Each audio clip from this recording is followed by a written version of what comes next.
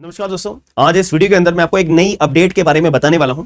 Recently honourable जो हमारे chief justice of India हैं BR गवई जी, इनके द्वारा एक बहुत बड़ा फैसला लिया गया है। आपको पता है कि अगर हमारा कोई भी मैटर कोई भी कोर्ट के अंदर अगर लिस्ट होता है तो उसकी कॉज लिस्ट बनती है।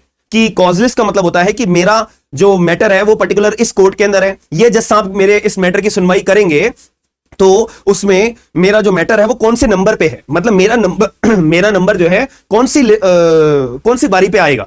पहला केस जो है मेरा सुना जाएगा, दूसरा सुना जाएगा, तीसरा सुना जाएगा, चौथा सुना जाएगा, कौन सा सुना जाएगा, तो उसको बोलते हैं कॉज लिस्ट। तो कॉज लिस्ट 5-6 दिन पहले ही प्रिपेयर होके बन जाती है। अगर मैं दिल्ली की बात करूं तो आप ई कोर्ट सर्विस का एप्लीकेशन होता है, आप उसको डाउनलोड करोगे अगर मोबाइल में, तो वहां पे आपको सारे जजेस की कॉज लिस्ट पहले ही प्रिपेयर होती हुई मिल जाती है। तो अब अगर मैं सुप्रीम कोर्ट की बात करूं तो honourable supreme court of India के अंदर एक चलन है, तो हर कोर्ट में एक चलन है कि अगर मैं डिस्ट्रिक्ट कोर्ट का डीजे होऊंगा तो मैं ही सारा का सारा एडमिनिस्ट्रेटिव काम करूंगा, कौन सा केस कौन से जज साहब के पास लिस्ट होगा। और अगर मैं हाई कोर्ट का चीफ जस्टिस हूं तो हाई कोर्ट के चीफ जस्टिस साहब जो है अपना कॉज लिस्ट जो है प्रिपेयर करते हैं कि कौन से कोर्ट में कौन से जज साहब के पास कौन सा केस लिस्ट होगा, कब होगा, वगैरह वगैरह। ऐसे ही अगर सुप्रीम कोर्ट ऑफ इंडिया की बात करी जाए तो CJI साहब के द्वारा ये एक पावर होती है। तो ऐसे केस में वो प्रिपेयर करते हैं कि कौन सा केस कौन से जज साहब के पास लिस्ट होना चाहिए।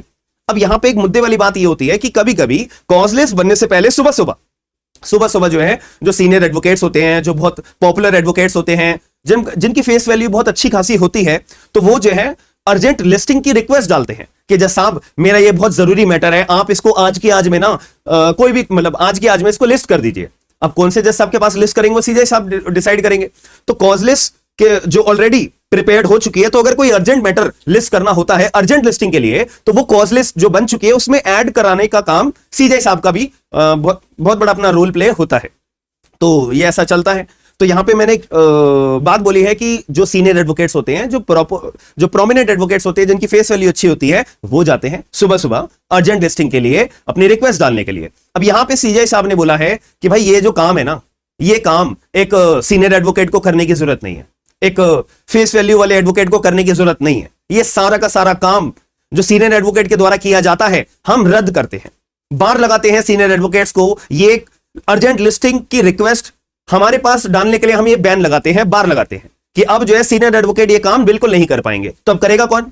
तो यहां पे CJI साहब ने बोला यार ये तो अपना एडमिनिस्ट्रेटिव काम है, इसके लिए तो जूनियर लॉयर्स जो होते हैं, जूनियर एडवोकेट्स जो होते हैं, जो नई LLB करके आए होते हैं, यार उनको भेजो ना, वो आएंगे हमारे पास में अर्जेंट लिस्टिंग की रिक्वेस्ट लेने के बाद में, फिर हम डिसाइड करेंगे कि ये मैटर अर्जेंट लिस्ट करा जाए या ना करा जाए। तो आप एक सीनियर एडवोकेट हो तो आपको बैन करा जाता है, आपको बार लगाया जाता है कि आप सुप्रीम कोर्ट में अर्जेंट लिस्टिंग के लिए कॉज लिस्ट में अपना केस चढ़वाने के लिए आ रहे हो ना, तो यू आर नॉट अलाउड।